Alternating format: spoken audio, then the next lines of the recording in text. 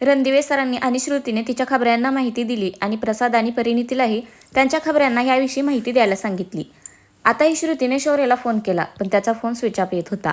तिने घरी फोन करून तिला घरी यायला उशीर होईल म्हणून कळवले. आता पुढे मोरे गाडी चालवत होता. श्रुतीचं विचारचक्र सुरू होतं. सोबत नख कुरतडणं सुरू होतं. श्रुती, तुला वाटत नाही का आपण सगळे अंधारात तीर चालवतोय? मागच्या सीटवर बसलेले रणदिवे सर म्हणाले. काय? ती नखं कुरतडणे थांबव, बोटांची नखं संपून जातील अशाने. सर, गेली तर नवीन उगवतील, श्रुती हसत म्हणाली. तू पण ना श्रुती. बरं, आता काय करायचं? सध्या तरी त्या समोरच्या ढाब्यावरून सगळ्यांसाठी जेवण घ्यायचं. म्हणजे मॅडम आज घरी? मोरे बोलत होताच की श्रुतीने त्याच्याकडे तिरक्या नजरेने पाहिले. मोरे बिचारा गुपचूप गाडी ढाब्याजवळ घेऊन गेला. सर, तुम्हीही जा, सगळ्यांसाठी जेवण घ्या आणि रस्त्यात जाताना वडापावची गाडी दिसली की माझ्यासाठी वडापाव घ्या. ओके म्हणत गाडी लावून मोरे आणि रणदिवे सर दोघेही गाडीतून खाली उतरले. श्रुतीही गाडीतून खाली उतरून उभी राहिली. रस्त्यावरून जाणाऱ्या गाड्या पाहत होती. अचानक एक ॲम्ब्युलन्स तिच्या गाडीजवळून गेली आणि श्रुतीची नजर गाडीच्या नंबर प्लेटवर गेली. आणि श्रुतीला पटकन त्या गायब झालेल्या ॲम्ब्युलन्सची आठवण झाली. ती पटकन गाडीत बसली आणि त्या ॲम्ब्युलन्सच्या मागे तिने तिची गाडी घेतली. मोरेचं बोलता बोलता लक्ष जाणाऱ्या गाडीकडे गेलं. सर, मॅडम, काय झालं रे? सर, आपली गाडी कोणीतरी घेऊन गेलं, पण मॅडम. आता घाबरून रणदिवे सरांनी ही गाडी होती तिकडे पाहिलं आणि ते दोघेही गाडी होती त्या जागेजवळ आले. अरे श्रुती इथे नाही आहे, तिला कोणी नेलं तर नसेल? सर, मॅडमना फोन लावून बघा ना. हो हो म्हणत रणदिवे सरांनी लगेच श्रुतीला फोन लावला. सुरुवातीला श्रुतीने फोन उचलला नाही. दुसऱ्यांदा तिने कानात हेडफोन अडकून फोन रिसीव्ह केला. हा सर. श्रुती, काय झालं? अशी अचानक कुठे गेलीस? तू ठीक आहेस ना? हो सर, मी ठीक आहे, मी येते थोड्याच वेळात बोलून तिने फोन कट केला. काय पोरगी आहे ही? रणदिवे सर म्हणाले. काय झालं सर? अरे तिने काहीच नाही सांगितलं. सर, आपण इथेच वाट बघूया मॅडमची. पण ही अशी गेली कुठे अचानक? रणदिवे सरांनी प्रसादला फोन केला आणि सध्याची सिच्युएशन सांगितली. सर, टेन्शन नका घेऊ, तिला काहीतरी लीड मिळाली असेल. श्रुती त्या ॲम्ब्युलन्सचा पाठलाग करत होती. तिथला चेक नाका क्रॉस करून ती ॲम्ब्युलन्स पुढे निघून गेली. श्रुती चेक नाका क्रॉस करून पुढे जाईपर्यंत ती ॲम्ब्युलन्स गायब झाली. श्रुती पुढे जाऊन शोधाशोध करत होती, पण तिला कुठेही ती ॲम्ब्युलन्स दिसली नाही. ती पुढच्या चेक नाक्यावर गेली. तिथला CCTV फुटेज तिने बघायला मागितला तर तो माणूस तिला नकार देऊ लागला. श्रुती सिव्हिल ड्रेसमध्ये होती.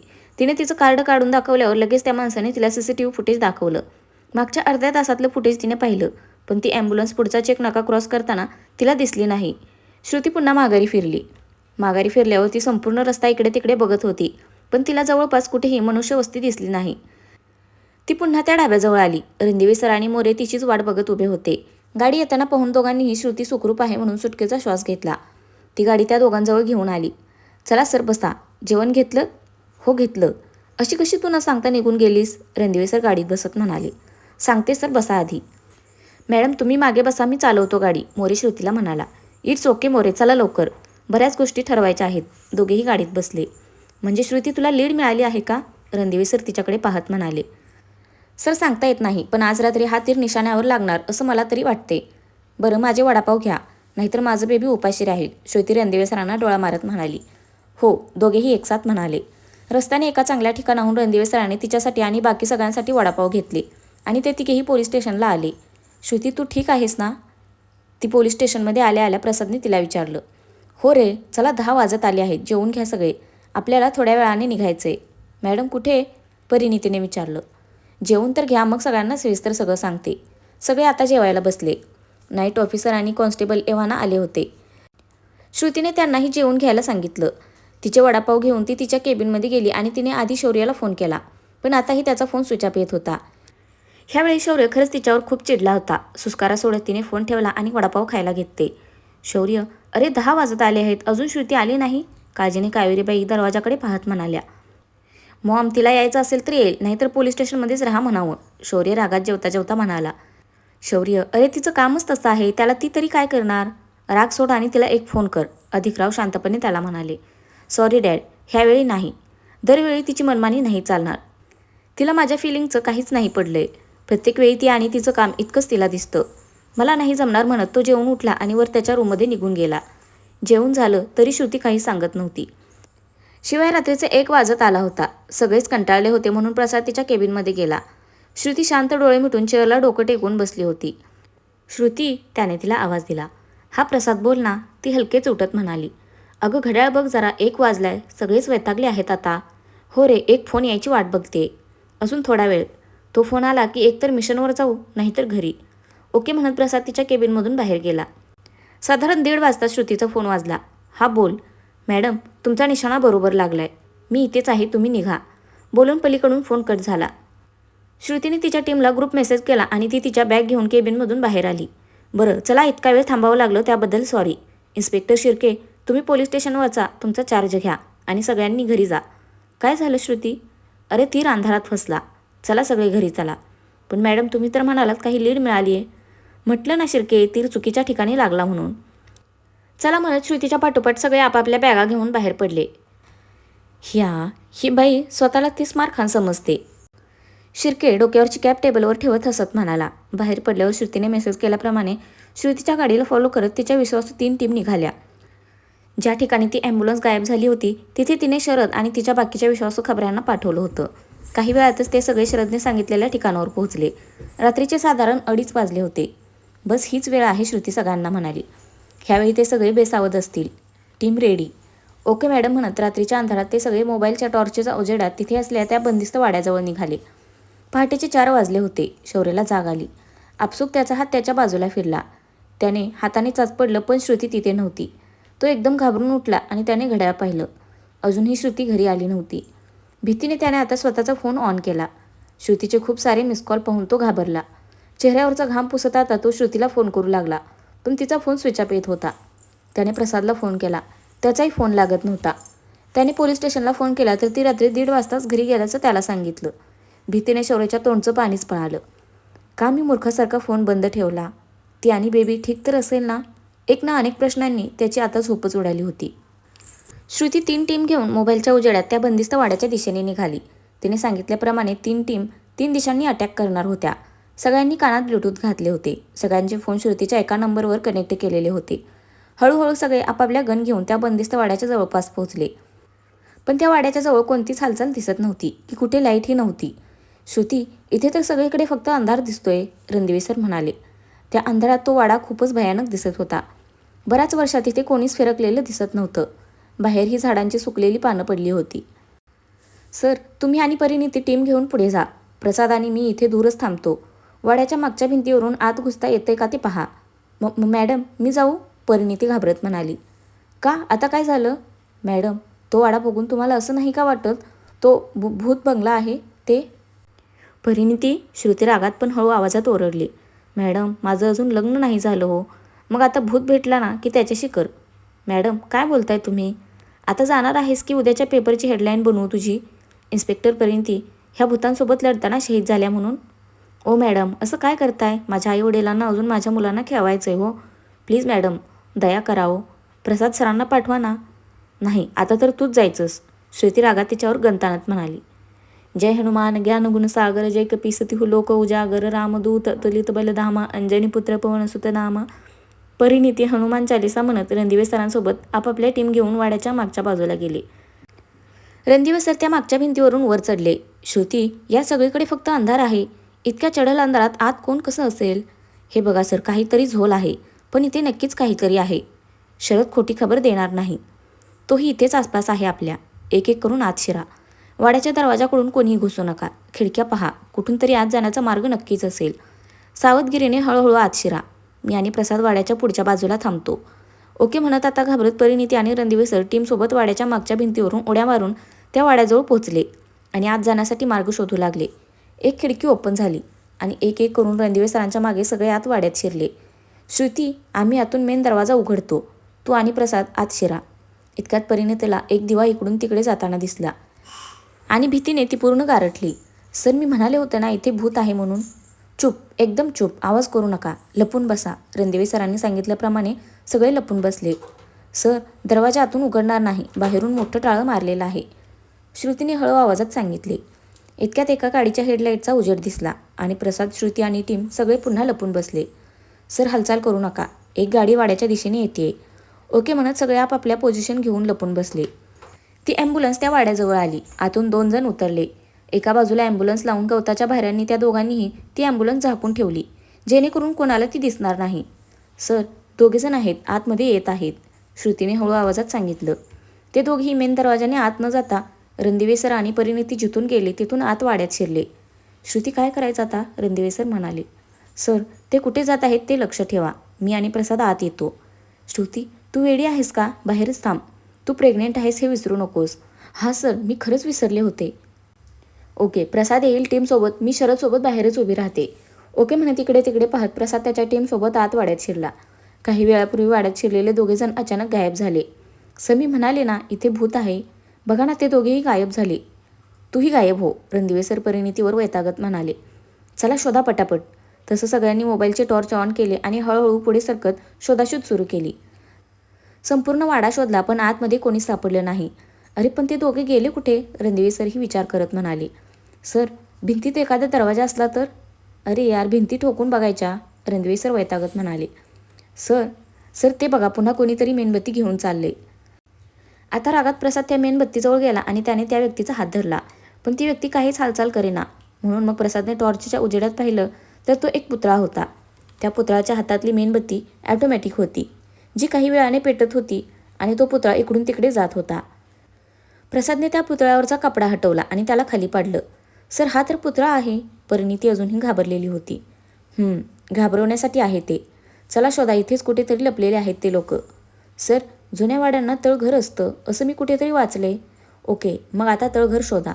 मोरेने सचपडत तिथल्या लाईटचे बटन शोधले आणि लाईट सुरू केला. आता वाड्यातली प्रत्येक गोष्ट स्पष्ट दिसत होती. सगळीकडे तिची खूप जळमट होती. वाड्यात वर असलेल्या रूममध्ये जाण्यासाठी जिना होता.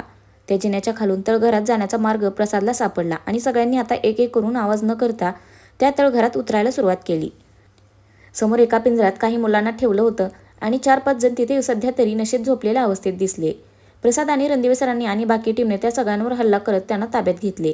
त्यातल्या एकाकडून चावी घेऊन परिणितीने त्या पिंजऱ्याचं दार उघडलं आणि त्या मुलांना बाहेर काढलं. 5 मुली आणि 4 मुलांना तिथे डांबून बंदिस्त केलं होतं. त्यातल्याच एकाला प्रसादने फोडून काढलं आणि वाड्याच्या बाहेर जाण्याचा अजून कुठला मार्ग आहे ते विचारलं. रक्तबंबाळ झालेल्या त्याने वाड्याला असलेला अजून एक दरवाजा दाखवला. प्रसाद आणि टीम त्या सगळ्या मुलांना आणि त्या 4-5 जणांना घेऊन त्या वाड्याच्या दुसऱ्या दरवाजातून बाहेर पडले. श्रुती आणि शरद जिथे उभे होते तिथे त्या सगळ्यांना घेऊन प्रसाद आणि रणदिवे सर आले. श्रुतीने सगळ्या मुलांना पाहिलं पण त्यात निशांत सरांचा मुलगा नव्हता. काय झालं श्रुती? रणदिवे सर पुढे येत म्हणाले. सर, ह्यात निशांत सरांचा मुलगा नाही आहे. अरे देवा, म्हणजे इतकं सगळं करून काहीच उपयोग नाही झाला? परिणिती वैतागत म्हणाली. उपयोग कसा नाही झाला? ह्या मुलांना तर आपण वाचवलं ना? श्रुती त्यातल्याच एका मुलाच्या डोक्यावरून हात फिरवत म्हणाली. त्या सगळ्यांना घेऊन श्रुती, प्रसाद आणि रणदिवे सरांच्या टीम पोलीस स्टेशनला गेल्या. पोलीस स्टेशनमध्ये पहाटेच्या वेळी सगळ्या गाड्या दाखल झाल्या. पहाऱ्यावर असलेला एक नाईट कॉन्स्टेबल गाड्या पाहून आत पोलीस स्टेशनमध्ये धावत गेला.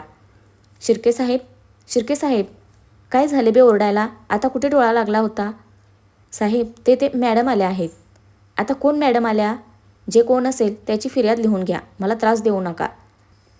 माझी फिर्याद लिहून घ्यायची? श्रुती इन्स्पेक्टर शिर्केला म्हणाली. मग मॅडम, तुम्ही आता इथे काय करताय? पाहायला आले पोलीस स्टेशनमध्ये काय चाललंय ते. मॅडम, हे काय आत्ताच राऊंडवरून आलोय. ते दिसते तुमच्या चेहऱ्यावरून. इतक्यात कॉन्स्टेबल मोरे, प्रसाद आणि रणदिवे सर त्या मुलं पळवणाऱ्या टोळ्याला घेऊन पोलीस स्टेशनमध्ये आले. मॅडम, हे कोण आहेत? कळेलच थोड्या वेळात. आत टाका सगळ्यांना. प्रसादने त्या सगळ्यांना आत जेलमध्ये बंद केलं. तोपर्यंत परिणिती त्या लहान मुलांना घेऊन पोलीस स्टेशनमध्ये आली. मॅडम, तर ते म्हणजे निशांत सरांचा मुलगा सापडला. शिर्के त्या मुलांना पाहत म्हणाला. ते मी नंतर सांगते, आधी आत जा आणि त्या सगळ्यांना फोडून काढा. आणि कोणाच्या सांगण्यावरून ही मुलं त्यांनी पळावली आहेत ते विचारा. ओके म्हणत काठी घेऊन शिर्के त्याच्यासोबत नाईट ड्युटीवर असलेल्या 2 कॉन्स्टेबलला घेऊन आत जेलमध्ये शिरला. प्रसाद, ह्या सगळ्या मुलांची माहिती लिहून घ्या, बोलून श्रुती तिच्या केबिनमध्ये निघून गेली. तुम्ही कोणाला शोधत आहात?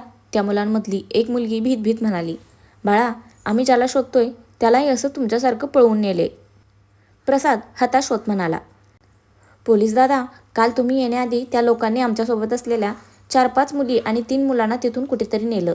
ती मुलगी बोलली तसा आशेचा अजून एक किरण सगळ्यांना दिसला. प्रसादने खिशातून मोबाईल काढून निशांत सरांच्या मुलाचा फोटो त्या मुलीला दाखवला. हा दादा, ह्याला पण नेले त्या लोकांनी. कुठे? प्रसादने तिला विचारलं. माहीत नाही कुठे ते. प्रसाद लगेच श्रुतीच्या केबिनमध्ये गेला. श्रुती चेअरला टेकून डोळे मिटून बसली होती. श्रुती, निशांत सरांच्या मुलाची लीड मिळाली. काय बोलतोयस? ते लोक बोलले का काही? नाही ग, त्या मुलांमधल्या एका मुलीने सांगितलं. आपण पोचण्याच्या काही वेळाआधी ते लोक काही मुलींना कुठेतरी घेऊन गेले. चल बाहेर म्हणत श्रुती आणि प्रसाद तिच्या केबिनमधून बाहेर आले. शिर्के, बाहेर ये. श्रुती तिथली चेअर घेऊन बसत म्हणाली. काय झालं मॅडम? कळेल थोड्याच वेळात. प्रसाद मोरे जोपर्यंत सांगत नाहीत तोपर्यंत फोडा. प्रसाद आत जेलमध्ये शिरला. त्याने मोबाईल काढून निशांत सरांच्या मुलाचा फोटो त्या सगळ्यांसमोर धरला. ह्या मुलाला आणि त्याच्यासोबत असलेल्या बाकीच्या मुलांना कुठे पाठवलं? माहीत नाही, त्यातलाच एक जण दातोट खात म्हणाला. माहीत नाही? तुला माहीत नाही? प्रसादने आणि मोरेने त्या सगळ्यांची धुलाई करायला सुरुवात केली. अर्धमेले झाले होते, पण त्यातला एकही जण बोलायला तयार नव्हता. बास, प्रसाद किती मारशील? श्रुती हाताची घडी घालत म्हणाली. जोपर्यंत बोलत नाही तोपर्यंत मारेन, प्रसादही रागात म्हणाला. अरे त्यांना नाही माहीत, सोडून दे. श्रुतीच्या चेहऱ्यावरचे भाव पाहून प्रसाद जागीच उभा राहिला. मोरे, तुला वेगळं सांगू का? तसा मोरे पण हात झटकत एका बाजूला उभा राहिला. परिणिती, आत्तापर्यंत एन्काउंटर किती केलेस? मॅडम? अजून एक पण नाही, परिणिती तोंड पाडत म्हणाली. मग आज जेलमध्ये असलेल्या पाहुण्यांचा सत्कार समारंभ तुझ्या हस्ते करूया. आजचा एन्काउंटर तू करायचा. मॅडम मी? थँक्यू मॅडम, परिणिती खुश होत म्हणाली. पोलीस स्टेशनच्या मागच्या आवारात ह्या सगळ्यांना घ्या. आणि तरीही त्यातला एकही जण बोलायला तयार नव्हता. रागात प्रसाद, मोरे, कांबळे सगळेजण त्या आरोपींना घेऊन पोलीस स्टेशनच्या मागच्या आवारात घेऊन गेले. त्या 5 जणांना एकत्र सोडून सगळे थोडे लांब उभे राहिले. गण्या, सांगून टाकू, थोडे दिवस जेलमध्ये काढून पुन्हा बाहेर जाता येईल. त्या 5 जणांची आपापसात कुजबूज सुरू झाली. मंक्या, तोंड बंद ठेव, ती बाई नुसती फुल देते आपल्याला. आपण घाबरून तिला सगळं सांगून टाकावं म्हणून. अरे ही तीच इन्स्पेक्टर आहे जिने मागच्या वेळी त्या ड्रग डीलमध्ये सापडलेल्या लोकांचा एन्काउंटर केला होता. ती कोणतीच गोष्ट अशी सहज बोलत नाही. गप्प, एकदम गप्प बसायचं, समजलं? कोणाला काहीही होणार नाहीये. श्रुतीने सांगितल्याप्रमाणे परिणितीने त्यातल्या एकाच्या पायावर गोळी झाडली. तसा तो खाली पडला. ओ परिणिती, निशाणा कुठे लावलाय सांगितला होता तुला, श्रुती चिडत जोरात म्हणाली. गोळी सरळ डोक्याच्या आरपार गेली पाहिजे. सॉरी मॅडम, आता दुसऱ्याची खोपडी चुडवून टाकते, म्हणत परिणितीने पुन्हा तिची गन निशाण साधत धरली. तसा त्यातल्याच एक जण आता धावत श्रुती आणि प्रसाद जिथे उभे होते तिथे आला. मॅडम, मी सांगतो त्या मुलांना कुठे नेले ते, पण आम्हाला मारू नका प्लीज मॅडम, पाया पडतो तुमच्या. गण्या, तोंड बंद ठेव. नाही मी तोंड बंद ठेवणार, मला इतकत मरायचं नाहीये. चल बोल पटापट, प्रसाद त्याची कॉलर धरून त्याला उभं करत म्हणाला.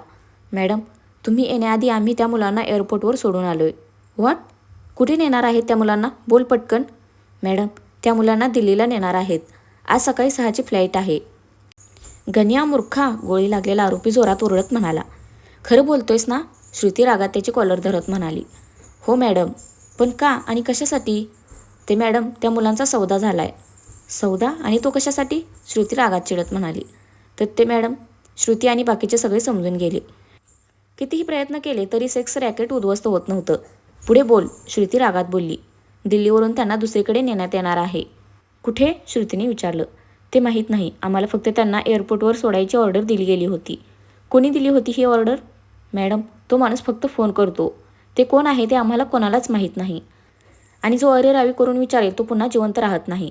ह्या सगळ्यांना आत टाका, मी शिंदे सरांशी बोलते. आता 5 वाजत आले आहेत, अजून 1 तास आपल्या हातात आहे. चला लवकर, म्हणत सगळे पुन्हा पोलीस स्टेशनमध्ये गेले. श्रुतीने शिंदे सरांना फोन केला. इतक्या सकाळी सकाळी फोन पाहून शिंदे सर स्वतः घाबरले होते. हा बोल श्रुती, काही इन्फॉर्मेशन? हा सर, म्हणत तिने सगळ्या गोष्टी त्यांच्या कानावर घातल्या. सर प्लीज, तुमची मदत लागेल. हो, मी काय करू ते सांग. मग श्रुतीने त्यांना काय करायचं आहे ते सांगितलं आणि फोन कट केला. श्रुती, निघायचं? रणदिवे सर म्हणाले. हो सर, 1 मिनिट, म्हणत ती पुन्हा त्या मुलांजवळ गेली आणि तिने त्या मृत मुलाचा फोटो प्रत्येक मुलाला दाखवायला सुरुवात केली.